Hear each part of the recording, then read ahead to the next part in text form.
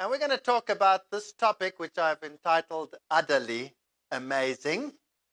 I think the caption on the left speaks for itself. In fact, after the last lecture, I'm surprised you're still here. What are you guys doing here? Well, I have come under a lot of criticism in the world because of the stand which I take, which I believe is bound or based on very sound science. And it might not be so problematic for people of Western Caucasian stock, particularly Northern European stock. But when it comes to Asian nations, African nations, Hispanic nations, then this is a major problem worldwide. And we have to address the problem as to whether one race group can dictate to the entire world what it should be eating and what it shouldn't be eating for health. So we're going to discuss this question of dairy products and see where we stand in the world today and what the scientific literature in the world is really saying. You know, man is the only creature on the face of the earth that believes that he must get his calcium needs out of the udder of another animal. There is no animal on the planet that does that. No animal. Those that receive milk, like for example cats, in a domestic situation, are actually harmed by the process. And veterinary associations throughout the world are saying, don't give your cats milk. It causes kidney problems in them because of the sulfur-containing amino acids. Now let me just explain something to you. Milk is a wonder food for growing infants. Milk is geared to the needs of whatever particular species we are dealing with. We all know that in the zoo system, you cannot just give the milk from one animal to another animal. They tend to die from what they are getting. The fact that humans are so incredibly resilient is a miracle. But you have to be very careful what type of milk and how you modify milk in order to let one species survive even from the milk of another species. You see, the proteins and the amino acid mix that you get in any particular animal's milk is geared to the needs of that particular animal. So cow's milk, for example, a normal cow, now I'm not talking about a dairy cow, one that walks around wild, will only produce about 3-point-something liters of milk per day. Whereas if you go to the industry, these are selected for milk production, and a reasonable dairy cow will produce 20 liters of milk per day. A good one, a really good one, will produce 40 liters of milk per day. A really supersonic one will produce 80 liters of milk per day. And the world champion produced just over 120 liters of milk per day. That means it has an udder weighing 120 kilograms. That means the udder can tear off by its own weight. So they give it a modified bra to hold it on. Dairy cows, calves, grow at a phenomenal rate. They double their weight in a very short period of time, in about 43 days, which a human does in about 183 days. So there is 300% more of the protein casein in cow's milk than there is in human milk. The ratio casein to lactose, the sugar, is also different from in cow's milk to what it is in human milk. And then the protein casein differs from species to species depending on the amino acid needs of that particular organism. Now, when you are growing in an early stage, you don't have that much bone formation. You first start off with cartilage formation and building connective tissue, and then later on you start developing bones and structures like this, and largely this happens once you get to the weaning stage. So in the early growth spurt, your amino acid needs are totally different to what they are after the spurt growth period, which normally comes and ends with weaning.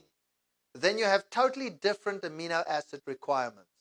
So the amino acids that you are getting from your milk at a later age after weaning is totally different to what you needed as an infant. And that is why animals stop drinking milk at a particular age and they go on to what they normally eat because their needs change. Another problem is the digestion of milk. A cow that has a lot of casein and a lot of proteins called lactoglobulins and proteins like that, which are very, very dense proteins, which are in this milk of this particular animal, needs very special circumstances to unwind that protein so that it can even be digested. So a calf produces quantities of what is called renin. And renin changes the protein structure so that it can be digested. We say renin curdles milk. Now, humans, having much lower casein and a different casein to what cows have infinitesimal amounts of renin. Some medical books claim they have no renin, but some claim there's a little bit of renin produced. But the digestion of the milk in a human is aided by bacteria which are produced in the breast nodes of the mother, and these are called Bacillus bifidus, which are drunk together with the milk, and that helps with the digestion of the milk. So if you give milk from one species to another species, you end up with a whole lot of problems. The one is the incorrect environment for the digestion of that protein, plus you have the problem of all the other proteins that are in the milk that are indigestible. Let me put this to you simply. The first milk that an infant drinks or that a calf drinks contains what we call colostrum, which contains the antibodies that are required to help the newly developing individual or infant to cope with disease. Is that correct? Okay. Now, what do those antibodies consist of? Or what type of molecules are they? Well, they are proteins. What would happen if the infant drinking those particular antibodies, which are proteins, were to digest them? What would happen? There would be no immunity. Is that correct? So, some proteins are so structured that they are not readily digested. And the infant has the capacity to translocate those proteins undigested into the bloodstream, and that gives it an immunocapacity. You understand that? In the same way, some of these indigestible proteins can be translocated even at a later age without digestion because they are specifically digestive resistant. Unless you have very specific circumstances, like in the case of renin, to unravel the protein so that you can digest it. So a human that receives cow's casein has major problems with the beta-lactoglobulins and with the casein in terms of digesting it, and a large proportion can be translocated as is into the bloodstream. And we'll be dealing with that in a little while. Is it natural for a cow to produce the quantities of milk that dairy cattle produce today? These animals produce vast quantities of milk, as we have discussed. Instead of the normal 3 and point something liters, enough for a calf and a little bit extra if there should be twins or something, they are producing these huge quantities, and they have to be fed very special diets, and they have to be fed various stimulants and growth promoters and milk stimulants, which, by the way, are very often carcinogenic and end up in the milk and have been proven to be problematic. So let's go through this whole question of dairy products, and let's try and be logical about it. Let's try and think about it, and let's see whether what I'm saying is really true or whether it is not true. How good is your milk? You are buying hundreds of thousands of liters of the stuff every single day of your lives because you are indoctrinated to believe that if you do not drink your milk, your bones are going to fall off. Have you ever seen a horse without bones? Have you ever seen a horse go to a cow and say, please give me your calcium or my bones are going to fall off? Have you ever seen it? Have you ever seen a wild animal that eats nothing but, by the way, where's the cow get its calcium from? From the grass, normally speaking. These animals get their calcium from what they eat. They never get it out of the udder of another animal.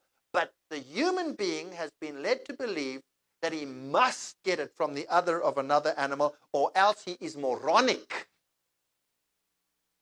You know, I almost say Vicky Verky, vice versa. If you think you need it from another animal, you are moronic. Of all mammals, human milk has the lowest protein content and the lowest ratio of casein to whey. Proceedings of the Society of Experimental Biology and Medicine. I will only quote peer-reviewed scientific journals here so that nobody can say I'm quoting Professor Dr. Lucky Spooky and who's saying these things, okay? This is peer-reviewed journal stuff for the hardened scientist. You see, the human being is a very special creature. He grows slowly and he is disorientated in the beginning. He doesn't get up and run around the minute he is born. And he needs special care and special nurture, and the nerves grow slowly. Now you're giving him dairy products, which is geared for making him grow 3-4 times faster than he should be. And we have these nice, huge, big babies. And if you happen to have one that grows a little bit slow, you say, why are you feeding him? Why is he not growing properly? Meantime, you're actually growing something out of proportion with this rapid growth that we induce in the infant. Journal of Pediatric Gastroenterology and Nutrition. We should strive to use food to meet the nutrient needs of older infants, yet avoid toxicity. Cow's milk simply does not meet this standard of quality. That comes from the Journal of Pediatric Gastroenterology and Nutrition, 1993. Pediatrics, 1992. Babies who are fed whole cow's milk during the second 6 months of life may experience a 30% increase in intestinal blood loss and a significant loss of iron in their stools. The trauma that the digestion of this high casein content does to these babies is that the acidity rises and they experience in their sensitive little intestines blood loss, so that they actually lose iron. We're told if you don't drink your milk, if you don't give them milk, they won't have enough iron, they won't have enough this problem. They're actually losing it. Postgraduate Medicine, 1994, volume 95. Adults who consume large quantities of milk, who have high lactase activity, suffer repeated small galactose challenges, accumulating of galacticol in the lens and greater likelihood of developing senile cataracts. Let me tell you something else about milk. The sugar in milk is called lactose. Now that's perfect for babies. Wonderful for babies. Lactose consists of glucose and galactose. Remember that the sugar that we normally eat, sucrose, contains glucose and fructose. Remember that? And fruit contains which sugar? Fructose. But milk contains galactose and glucose in the sugar called lactose. Right. Now that's good for babies because they haven't got a well-developed pancreatical system. So when they digest it, they get into their bloodstream galactose, and only half of what they get in is glucose, which they can utilize for their energy needs and all those things. Then they have a liver enzyme, which is called beta-galactosidase, and that converts the galactose to glucose as needed. Does that make sense? Now, as soon as a child is weaned, the capacity to produce beta-galactosidase declines and virtually disappears. The capacity to produce the enzyme lactase, which splits it in the stomach into glucose and galactose, declines and disappears with most races, except some who have had a very long history of exposure to dairy products. And I'm talking about white European stock. Black Africans, Chinese, Indians, Spanish people, Mediterranean people, most of the planet is lactose intolerant. When they are weaned, they don't produce the enzyme lactase anymore, and not even Europeans produce sufficient beta-galactosidase to change the galactose to glucose. So what happens is you might digest the sugar, lactose, because you have lactase, but you end up with too much galactose. And this galactose is then a foreign object in your bloodstream and is associated, because the body then stores it wherever it can, in the lens of the eyes, leads to cataracts, but it is highly correlated with ovarian cancer in women and with infertility in women, as we shall see. Well, the Physicians Committee for Responsible Medicine, Washington, D.C. also has some of these quotes. Fat and cholesterol. Dairy products contribute cholesterol and fat to one's diet. Comparing the cardiovascular status of ovo-lacto-vegetarians and vegans has proven that while both are healthier than meat eaters, vegans have better cardiovascular status than vegetarians who consume dairy products.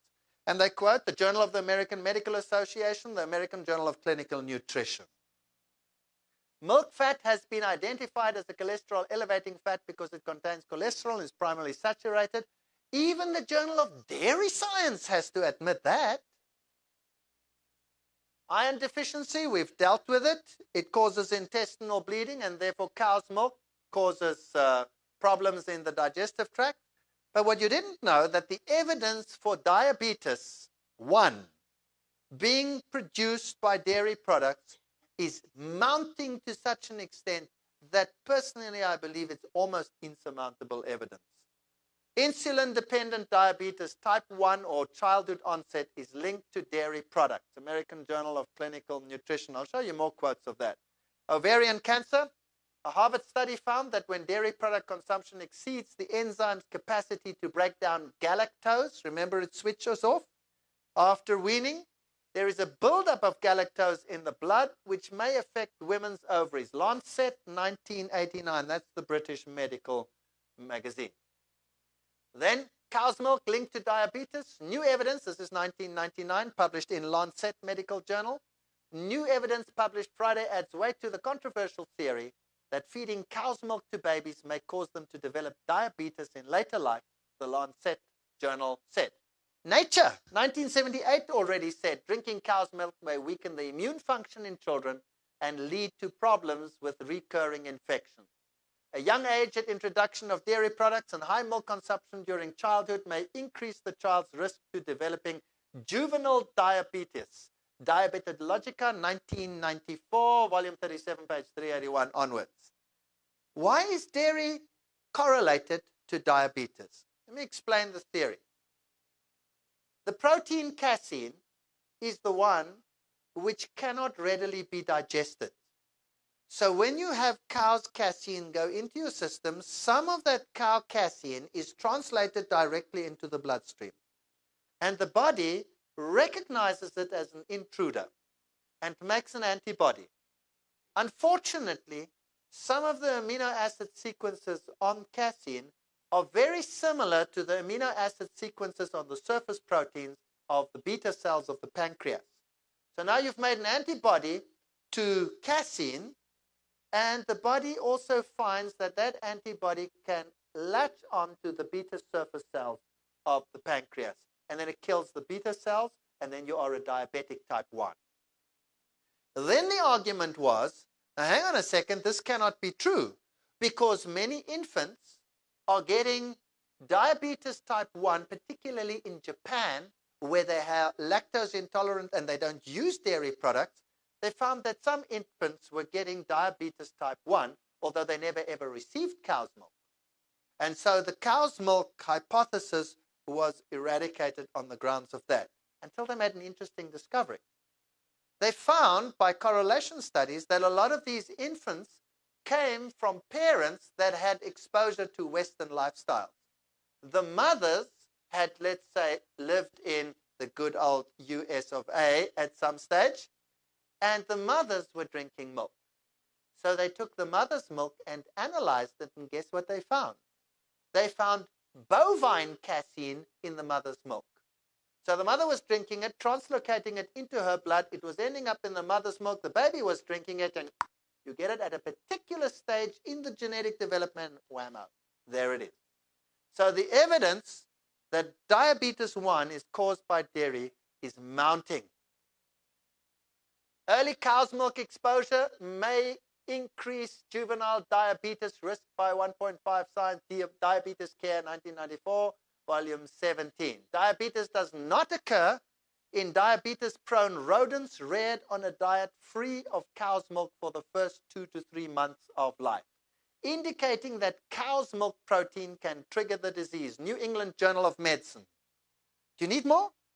Researchers from Rome and London said they studied 47 patients who recently developed insulin-dependent diabetes mellitus and found that 51% had immune cells that grew and replicated when exposed to a protein called beta-casein found in cow's milk. Only 2.7% of healthy people in a control had immune cells that reacted to cow's milk protein. Daniel W. Kramer, Harvard Medical School. 5 years ago, Kramer linked galactose consumption, that's the sugar, with increased risk of ovarian cancer. And American Journal of Epidemiology, they now report a correlation between high rates of milk consumption and waning fertility beginning in women just 20 to 24 years old. Now, I'm quoting the literature here from the scientific journals because in my country they always say, what if I say, what if I say, he's a bit, what, and you see the whole world is a bit, because they're all saying it. The strength of that association and the rate of fertility decline grew with each successive older age group. In Thailand, for instance, which is a lactose-intolerant environment where they don't drink milk, 98% of adults are hypolactasic. So they are 98% lactose intolerant. They don't produce the enzyme lactase anymore. Average fertility in women 35 to 39 is only 26% lower than peak rates at 25 to 29. So the women don't become infertile. By contrast, in Australia and the United Kingdom, where hyperlactasia affects only about 5% of adults, white European stock, they still have the enzyme. Average fertility by 35 to 39 is fully 82% below peak rates. The dairy correlation is phenomenal. Cataracts, we've already dealt with that. Digestive disease and science, galactose seems to be the problem. By the way, galactose, if that is the problem, people always ask me, well, what about yogurt? Surely I can still have yogurt. Well, you see, the bacteria can break down the lactose and they ferment it in the milk, and then they can only utilize the glucose component because they have the enzymes to do that, but because they don't have the beta-galactosidase, they cannot cope with the galactose component. So these yogurts have very high levels of galactose, which are problematic in terms of fertility and ovarian cancer and cataracts and all those types of goodies. So if people ask me, is it good? I'll say, well, it doesn't have the lactose and it doesn't have that problem. It still has the casein and it still has the galactose problem. So by my book, bye. Lactose intolerance, I'll deal with that later. Food allergies, milk is one of the most common food allergens. Toxins, like other products from animal product secretions, contain frequent contaminants from pesticides and drugs. About a third of all milk products is contaminated with antibiotic traces. Now let's have a look at the ethnic group intolerance to just lactose. African blacks are 95 to 100% lactose intolerant. That means that if you give a black African milk to drink, he will get diarrhea. That's what he'll get. He'll get diarrhea, bottom line. You give a little black African child that has been weaned dairy to drink, milk to drink, he'll get diarrhea. They are dying like fire. What was the number 2 cause of death in Africa? Diarrhea. You know, I go onto national television and I say, you know what? You white people down here, you prescribe that the diet that the black people must eat is milk and more milk. If Africa is starving, what do they send by the plane load from the United States, from Europe, from Africa? What do they send by the truckload and train load and plane load and boat load? Powdered milk. And these poor people already undernourished, eat the powdered milk. They are lactose intolerant. They get instant diarrhea. They say this is the white man's poison. They make a paste of it and they paste it on their huts, which is the only thing it's good for. What arrogance to assume that we who are lactose tolerant can prescribe to Africans and Indians and Asians and Native Americans and Mexican Americans and African Americans and Mediterranean people and all of these that they should eat exactly what these people eat down here. And by the way, they just tolerate it because it's lactose that they can tolerate. They can't tolerate the casein. They cannot tolerate the galactose, but because you don't feel it immediately, because you don't run to the toilet with a stomach ache, doesn't mean it's good. Osteoporosis. How important is dietary calcium in preventing osteoporosis? Science started asking that in 1986. Colic. 1 out of every 5 babies suffers from colic. Pediatricians learned long ago that cow's milk was often the reason. We now know that breastfeeding mothers can have colicky babies if the mothers are consuming cow's milk. Pediatrics, 1991. Just quoting the scientific literature, not me speaking. Let the science do the talking. Osteoporosis is caused by a number of things. One of the most important things being too much protein. American Journal of Clinical Nutrition, Journal of Nutrition, the volume Science. Leukemia. Canadian Journal of Comparative Medicine. Bovine leukemia virus antibodies were present in 59% of newborn calves tested. Now, is that transferable to humans maybe? Human T-cell leukemia virus can be transmitted from humans to animals. Oops. So you can get a virus going across the barrier of the species.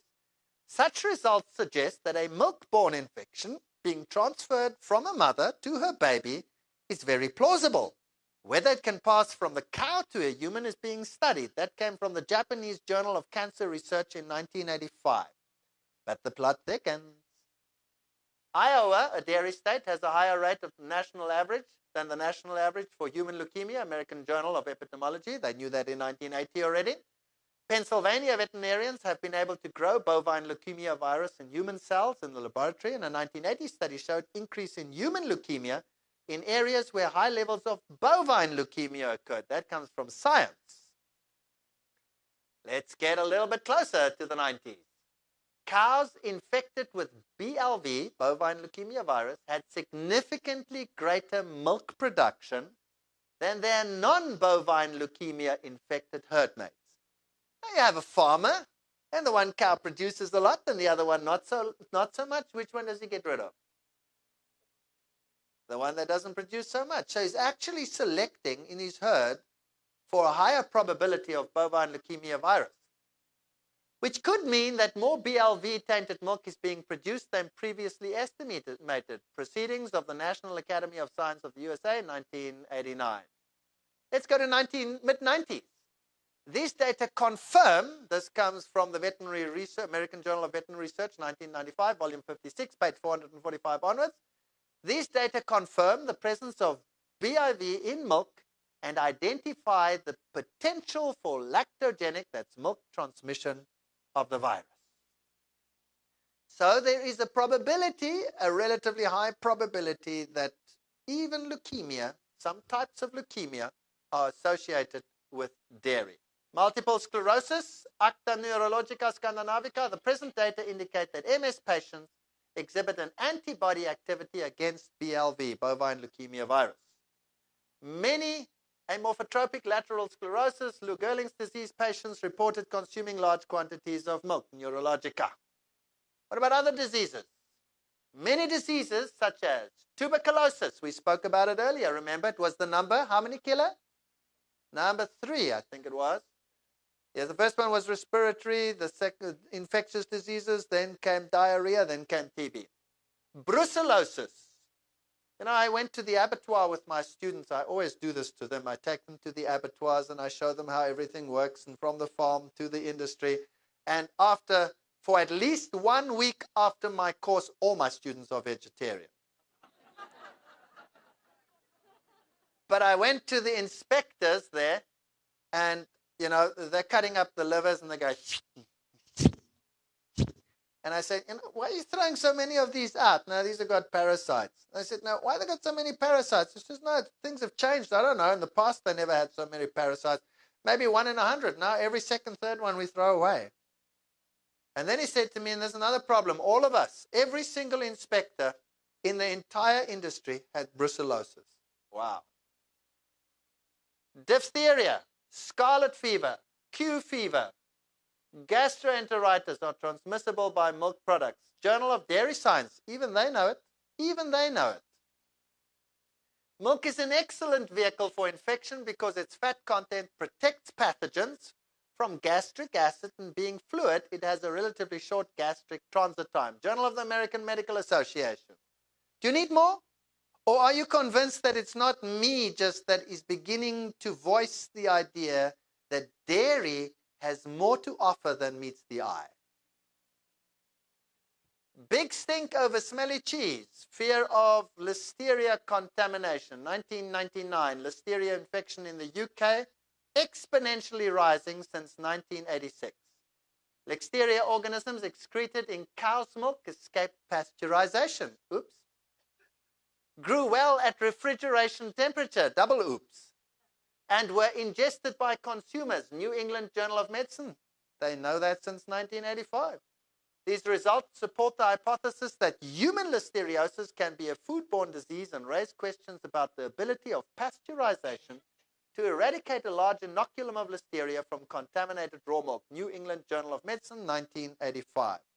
We actually did some tests in South Africa, taking raw milk, taking pasteurized milk, and taking retail milk. And we find high lacto, very low pathogens. Then we find no lacto, very low pathogens. And then in the retail, high pathogens, no lactose. That's why milk doesn't tend to go sour so easily, but rather goes bad, smells bad. That's from the funny bacteria that are left over. Just to show you that, I do get into the newspapers. Prof's crusade against milk has them frothing. Don't let your kids drink it, says zoologist. And I think my name's over there, Walter Fight, says so-and-so. And, of course, the dairy industry goes ballistic. My name is a swear word. You have some interesting books here in your country. Move Over Milk was quite interesting. This one's interesting. This is about court cases that have been suppressed by the industry. Milk, the deadly poison, milk and all what it contains. And, of course, there are a lot of hidden dairy products in whatever we eat. Which brings me to the exciting issue of cheese. Let me let that sink in. Drink it in, folks. Drink it in. Isn't this exciting? How good is cheese? Now, I want you to put on your thinking caps. Let's work through this one logically. Let's just think about it for a while. Let it ferment in your minds. How does one make cheese? You use milk. And then you curdle the milk, right? Okay. And then you get the whey, which has whey proteins and all those funny guys in them. The beta-lactoglobulins and all the minerals and all that stuff in it. And you take that and you put it one side, and that's called a waste product. So you dry it down and you sell it to the bakery and to the health industry, and you say you've put that in everything. And you will read on your labels, whey protein, whey this, whey that, whey that. Okay. Then you take this curd, and the bacteria do their thing. And eventually they change all the lactose to what? Well, to glucose and galactose. And then just like in the case of the yogurt, they eventually use up all the glucose, and that leaves the galactose, which is not so hot as we saw. Would you agree? But the bacteria have a major problem with digesting the casein. You see, you need rennin to digest the casein properly, or you need special types of criteria to digest the casein properly. So they don't do such a good job with the casein because they cannot digest it, by the way, the bacteria have exactly the same enzymes you have. And then you allow this cheese to mature, which means that the bacteria have utilized everything in the cheese that they can utilize and left everything behind which is totally indigestible to the bacteria. Does that make sense? And then it is a mature cheese, which is something you can store probably for about 50 years without it disappearing. It might get a green mold on it. A mold can still work on it from the outside for a while. But generally, you know, if you dry it hard enough, you could build a house with it. Am I correct? Okay. Now you have this product. But if you really analyze it, everything you cannot digest anymore, as one of my colleagues said to me then, do you mean to tell me it is the feces of the bacteria that's left over? And I said, well, more or less, yeah, I guess you could say that. Now, I know I'm terribly mean, but let's think about this further. Now, you don't have those enzymes either that the bacteria didn't have to deal with the rest. So now you take this cheese and you pop it into your stomach. Boom. And there it is. And cheese has this marvelous ability of producing the greatest sense of satiety of all foods. In German, they have a saying, Käse schließt den Magen, which means cheese closes off the stomach, which is exactly what it does. You see, once the cheese is in the stomach and the digestive juices go to work on it, and they go to work on it, and they go to work on it, and they go to work on it, eventually they send through a test sample through the duodenum, and the receptors say, macromolecules, nothing done. That's as Bob talks, right?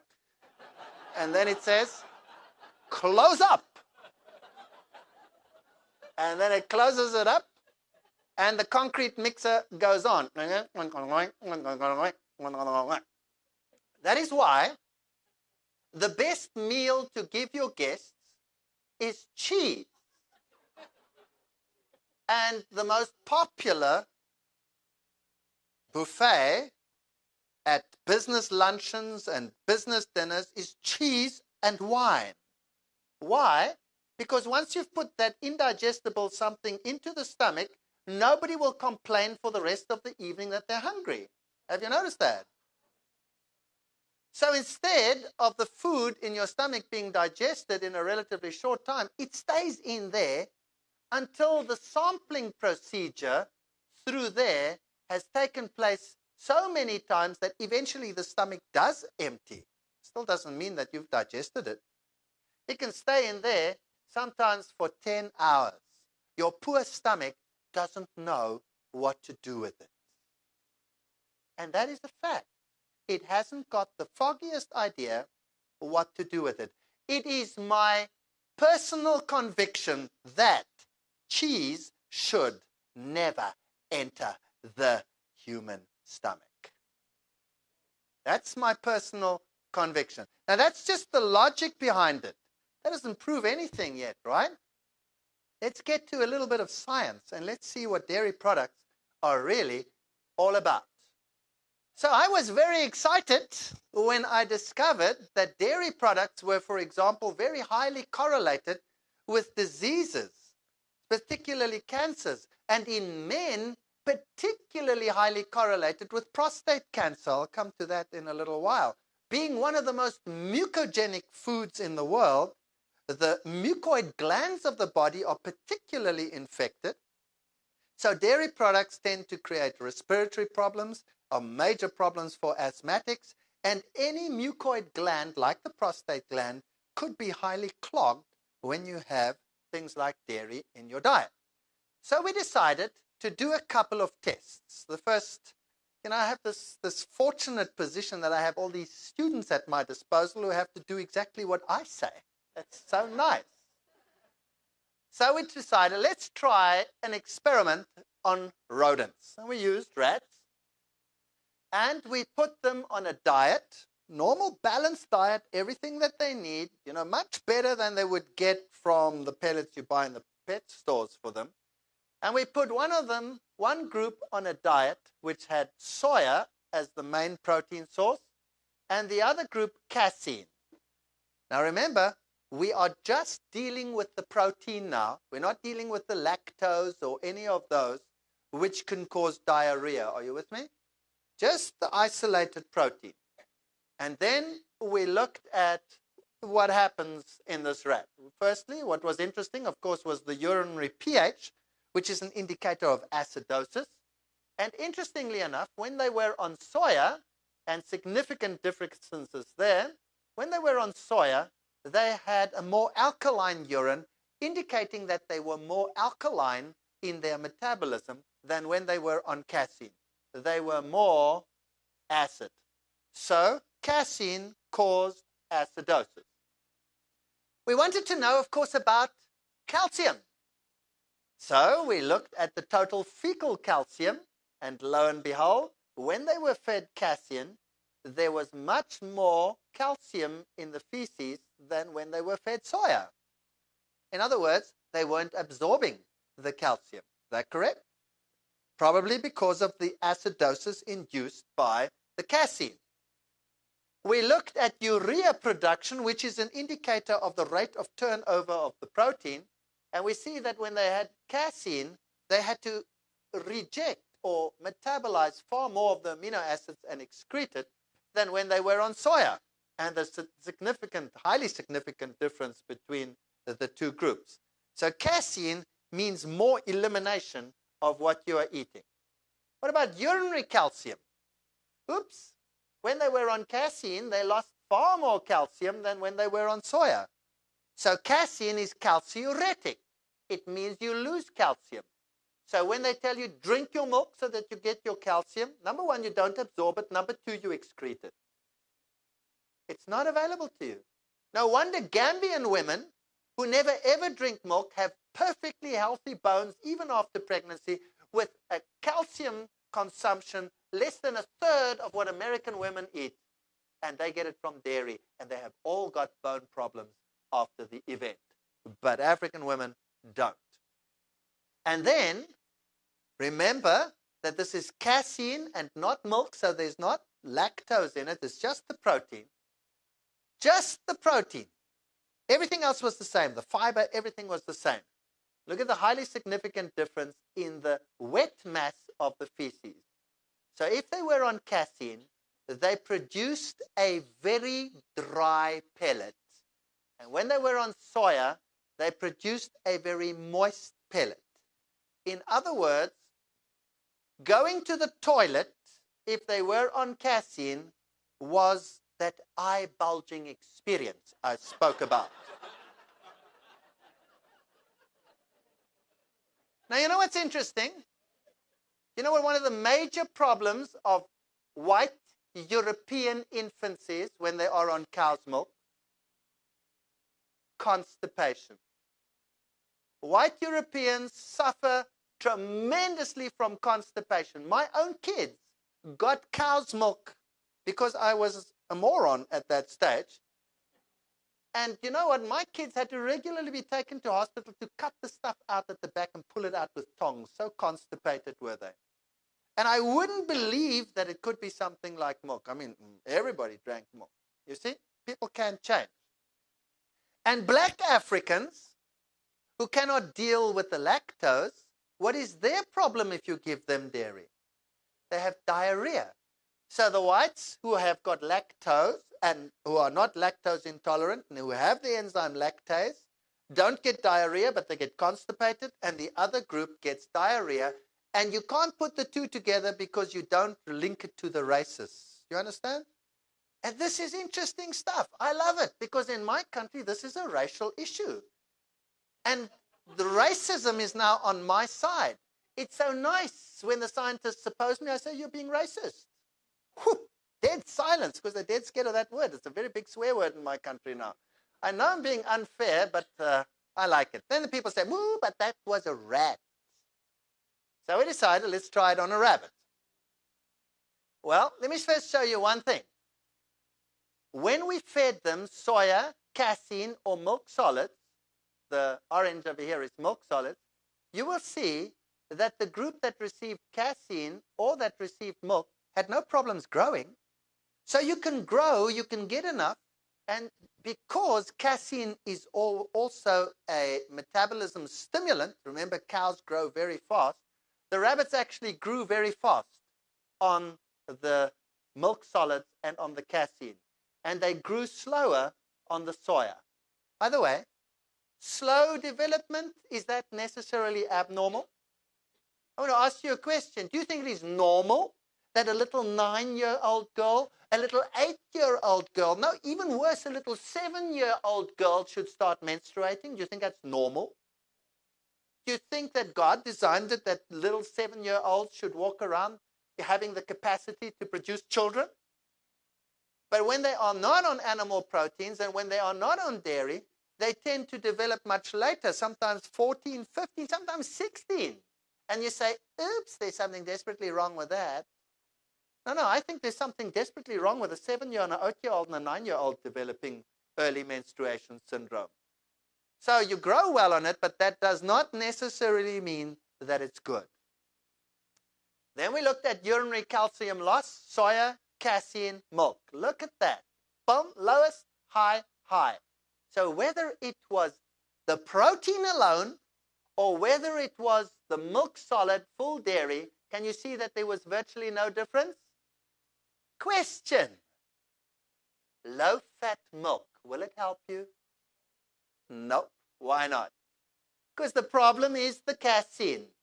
You understand it? So low-fat milk does not help the problem at all. It might help with the obesity problem and the amount of fat that you're getting, but it has no effect on anything else. You still have the bad guys. It's no better for you than any of the others.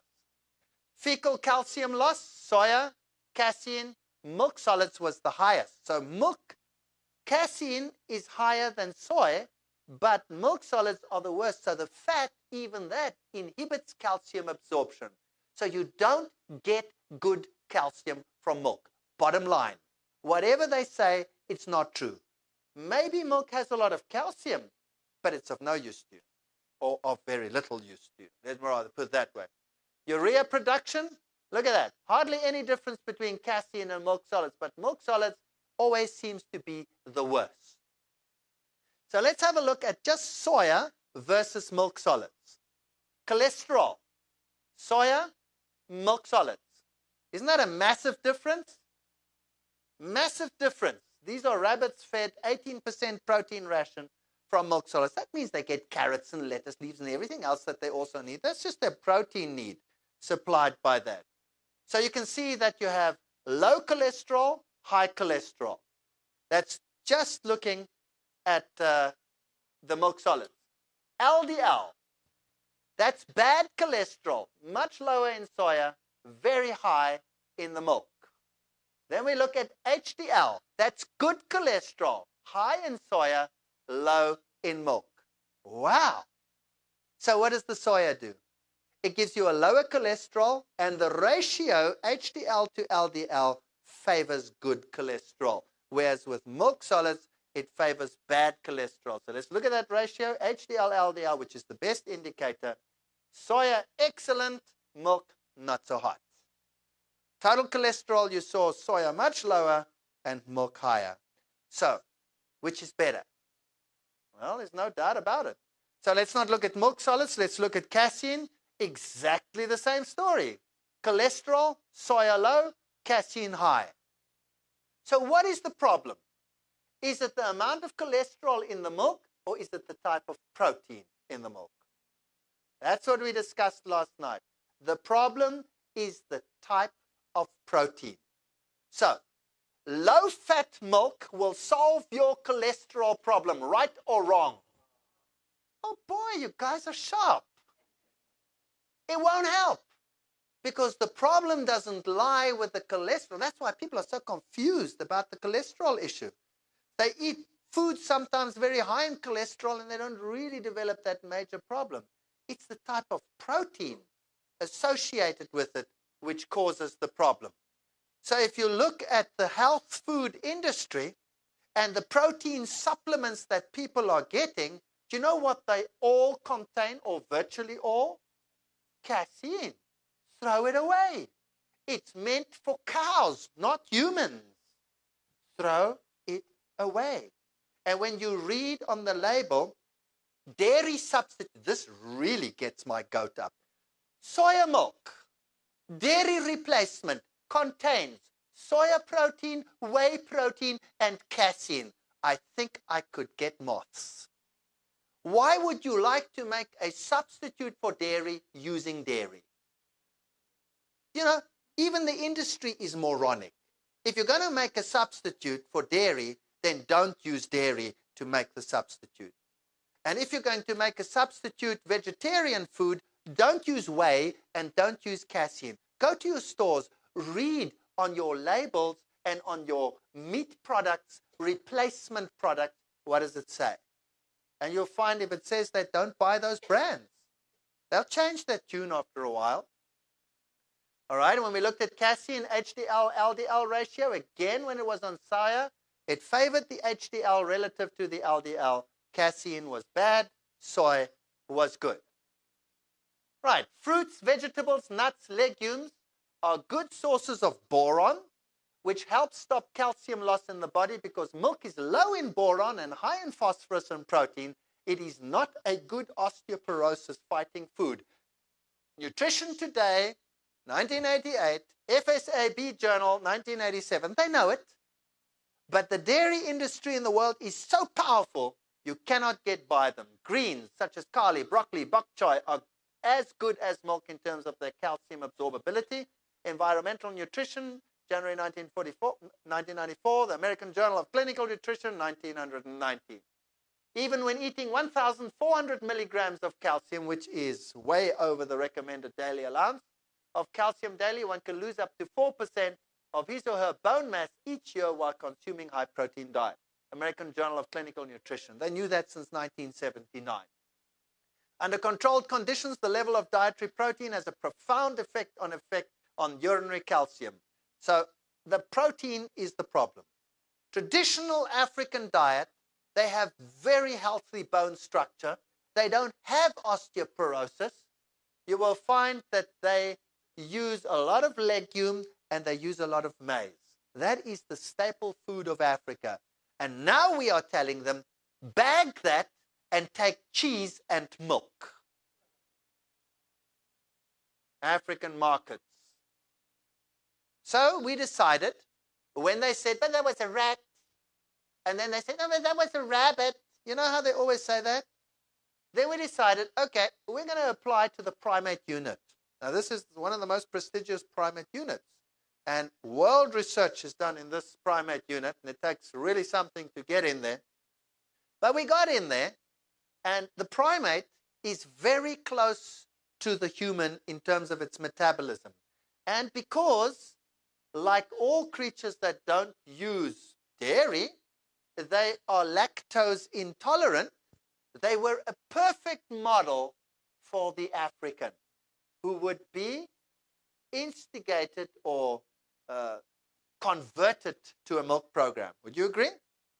So they are 95% lactose intolerant. The black African is 95% lactose intolerant. Great model. So we put them on this diet. We put them on a maize legume diet as the basic protein need. Of course, they got their apples and everything else that monkeys get. And the other group got their protein from milk solids. And then we had a look at urine production. And you'll see that if they were on milk solids, they were inclined to urinate more in the first place.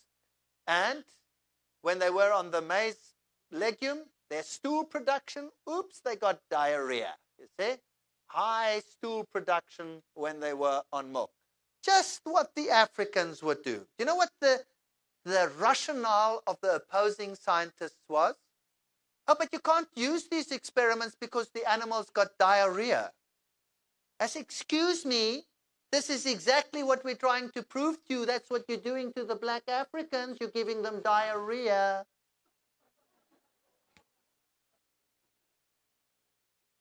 Urinary calcium excretion, just look at that. When they were on milk, they lost their calcium through the urine.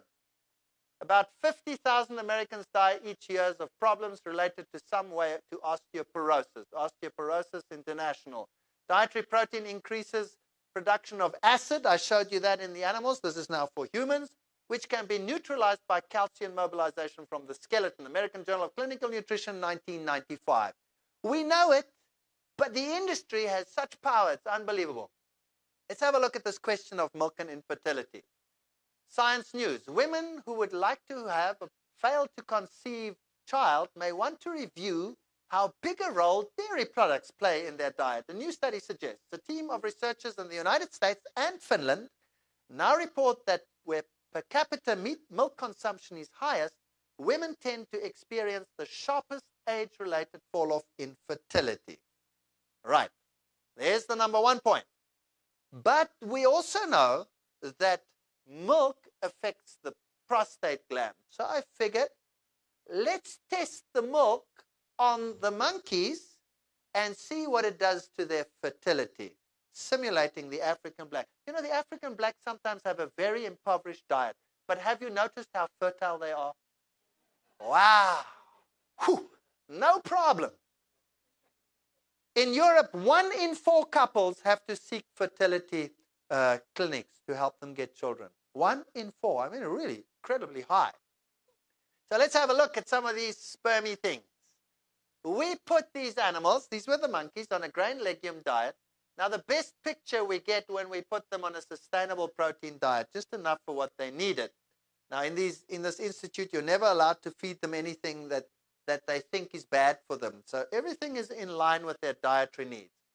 We looked at progressive motility, how quickly the sperm swims.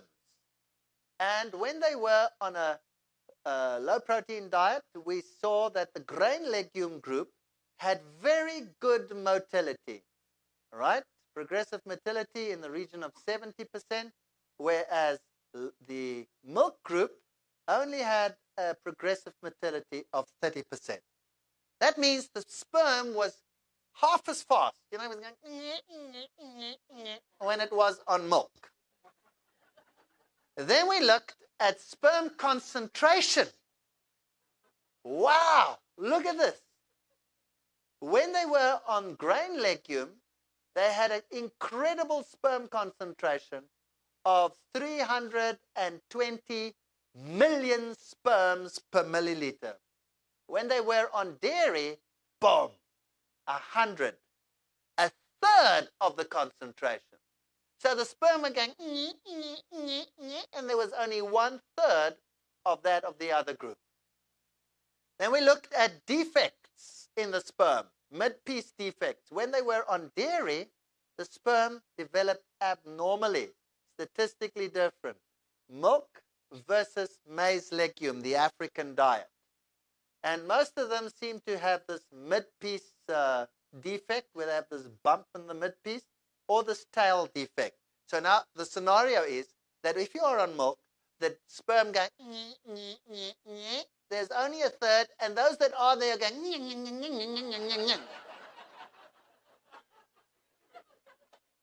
So what's the solution? If you want to be fertile and you want to be a macho guy, get rid of the garbage. What was also very interesting is the lymphocyte levels. This is a measure of the immunocapacity of these animals. When they were on the maize legume diet, simulating the African traditional diet, they had excellent immune capacity. As soon as we put them on milk, they had a very poor immunocapacity. And the same for HDL, LDL. Remember, we need a good HDL, LDL ratio. The monkeys work very good when they were on the maize legume diet and very poor when they were on the other diet. The proof of the pudding is in the blood vessel in the end. There you have the blood vessel of one that was on the maize legume diet, squeaky clean, all the little side vessels of the aorta, perfect. And look at this one, totally clogged. Even the side vessels were clogged. This was a serious case of arterial disease as a result of dairy products. Remember, the African people are far more prone than the white people of getting cardiovascular disease. Do you remember those statistics? So the monkey is a perfect example to show why. Because it has such a high sensitivity, just like the lactose intolerant nations would have. So we did the histology, and you see that the one on maize legumes, squeaky clean. There is the plaque in the other one. And what is more, it was calcified, which means this was a perfect aneurysm case. Pop goes the artery. So no wonder they have these products. All right, we looked at soy milk versus milk solids. That was the diet, just to show you that they got total proteins, about 18% roughly, 17 point something, but they also got carbohydrates and calcium and phosphorus and everything they need. They got apple skins. The ones on grain legume got kidney beans. They had maize meal. Only the ones on milk had the milk powder, but they got everything else that they also needed. And it wasn't just a question of feeding them disproportionate quantities of milk. It was the equivalent of what any Westerner would eat. So milk is implicated in high cholesterol, higher LDL, lower HDL, and total cholesterol concentrations that are totally haywire, as you can see in this particular study where we did a repeat of it just to make sure. And no matter what we got, every time, every parameter we tested favored the maize legume. This is HDL, LDL ratios, highly significantly different. Lymphocyte counts in a repeat experiment, same sort of thing. Unbelievable. By the way, here we tested milk versus soy milk. So we didn't just take soya isolate, we used the actual substitute soy milks that are on the market, and we found exactly the same as for grain legume. Perfect in every single sphere. Lymphocyte counts were better in the traditional than in the other. So what's the best way, if you haven't got drugs, to fight the AIDS virus that causes so much mayhem? Best thing you could do for number one is remove all dairy products from those people's diets. That'll raise their lymphocytes levels, because that's the first thing that goes down when you have AIDS. You know, simple dietary change might help them a lot more than all these drugs that don't seem to do that much anyway. So the reproduction in the vervet monkey, sperm concentration in another experiment that we did, and you can see here the same sort of thing happening in all the parameters tested. So we did it over and over again because we got so much criticism, and every time we got the same results. Oh, but that is a monkey. That's the next argument that you hear. You know, it drives you nuts. No matter what you do in the scientific world, they'll always have an answer. Don't mess with my plate. All right. So we went to the literature and looked at dairy consumption and hip fracture in the human population. And what do we find? South African blacks, boom, down there. And the good old US of A, boom, up there. So high dairy consumption, high osteoporosis. No dairy consumption, virtually no osteoporosis.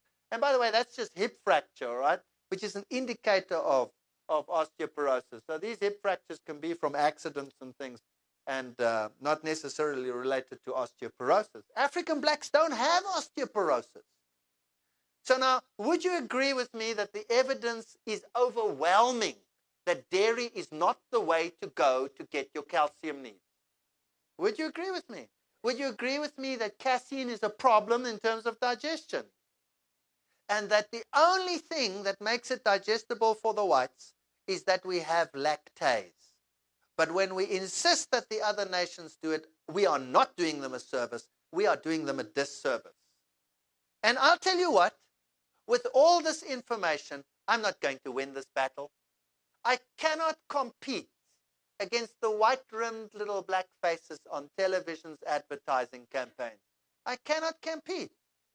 They have cartoons of me swinging on the monkey's tail to ridicule the research that we are doing. The industry is sharp. The industry is very sharp, but they are toxic And one day they're going to pay a price. One day they're going to do it. Calcium consumption. Well, the United States has the highest supplementation of calcium, and it still has the highest hip fractures. You know what? Those proteins are actually destroying the cells in the bone. We did a lot of experiments where we counted the cells in the bones. And when they were on these high protein diets or on the animal protein diets, the cells in the bone actually died. Let me give you an example. I have a bricklayer, and he can lay, let's say, 500 bricks a day. That's his maximum. That's his maximum speed. I have 2 bricklayers up there, and they can do that. How many bricks can I lay a day? 1,000. One of them dies. How many bricks can I lay? 500. And I can throw 1,000 at him. I can still not lay 1,000 bricks. Would you agree? So I can take calcium till it comes out of my ears. If I haven't got the bricklayers in the bone, they will not build it into the bone. Bottom line. So solve the problem at the dietary level, get your cells healthy, and throw at them the number of bricks that they need, and they'll be perfectly happy. You don't need all that heavy supplementation. Dairy product consumption and prostate cancer, there's the correlation for you, published in the American Journal of Clinical Nutrition. Just look at that. Incredible rise. Just 4 glasses per week, and you have 2.5 times the risk of getting prostate cancer. Asthma, gasping for breath. Dairy products may play a major role in the development of allergies, asthma, sleep difficulties, and migraine headaches. Israel Journal of Medical Science, Pediatrics. That is the problem. My own wife was a major asthma sufferer. Out went the dairy, out went the asthma. If you look at the U.S. drug advertising in terms of dollars, in millions of dollars, you'll see that allergies are the number one drug, anti-allergens are the number one drugs advertised in this country. You have so many allergies because you eat so bad. The man's cancer. Some who have died lost the battle. Ayatollah Khomeini, Telly Savalas, you remember some of these guys. World breast and prostate cancer. Look at that. Switzerland, Norway, Luxembourg, Iceland, Sweden, Uruguay. Those are the countries that have the highest prostate level. Those are the high dairy countries in the world. And last night already we said that African blacks and black people in general have a much higher rate than white people. Why? Because they're much more sensitive to these issues. So what are you going to do with this type of meal in the future? Well, I don't want to be descriptive to you. You know, I don't care what people eat, and I'm not interested to tell people what they must eat. All I am doing is providing information on the basis of which you can make a decision. But I would never suggest that anybody look into somebody else's plate and say, still eating cheese, are you? I had one guy came to me one day. He was one of these perfectionists, preaching that we all must be absolutely perfect. You know, the Lord can't come if he hasn't got absolute perfection everywhere on the planet. And I asked him, do you really believe that absolute perfection is possible? And his answer was, well, look at me, I don't eat cheese anymore. That's the truth. I thought I was going to die.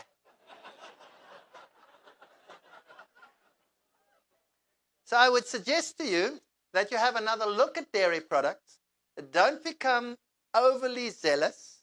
Don't become fanatical on the issue. But have a look and see what you can do. And if you see that you can cope, because there are lots and lots of good substitutes, you can make great creams and great nut creams and nut sauces, and dairy sauces can be replaced with soya sauces. You can make great mayonnaises, great Thousand Island dressings by just using soy milk powder. And you've got all these things right here at your disposal. A little bit of lemon juice, a little bit of liquid, and a little bit of something of this and a something of that, and you make great mayonnaises. You can do great things. A little bit of tomato paste and something in there. You've got 1,000 Island dressing. You can have great fun. It's just a question of learning. No gain without the pain. So take a nice relaxing break for about 45 seconds and be back for the final episode. Thank you very much.